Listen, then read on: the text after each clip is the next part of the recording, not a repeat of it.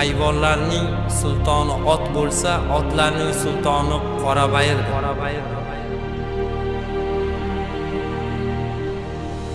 Ismim Humoyun, familiyam Jo'rayev. Qorabayir otlari mahorat maktabida murabbiy o'qituvchi lavozimida ishlab kelyapman. Qorabayir, nima uchun Qorabayir? Qora sof bayir jaydari, ya'ni sof jaydari ot degan ma'noni bildirgan. Qorabayirning tarixi bizning milliyligimiz bilan uzviy bog'liqdir.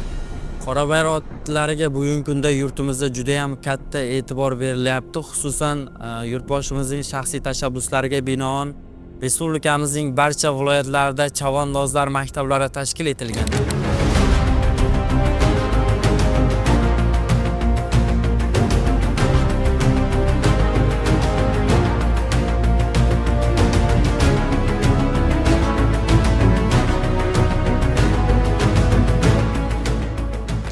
Men Tursunov Bekzod Milliy gvardiya huzuridagi Qorabayir otlar mahorat maktabida metodist lavozimda faoliyat olib borib kelmoqdaman.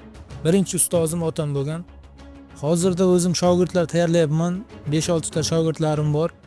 Masalan, bizda Qorabayir mahorat maktabimizda asosan yosh shogirdlar tayyorlash bo'yicha ish faoliyati yuritib boramiz.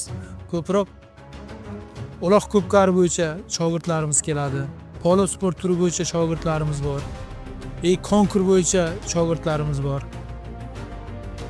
Respublika uloq ko'pkari federatsiyasi tomonidan juda ko'plab musobaqalar tashkil etilyapti.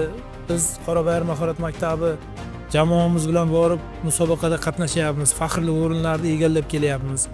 Xalqaro musobaqalarda ham faxrli o'rinlarga erishyapmiz.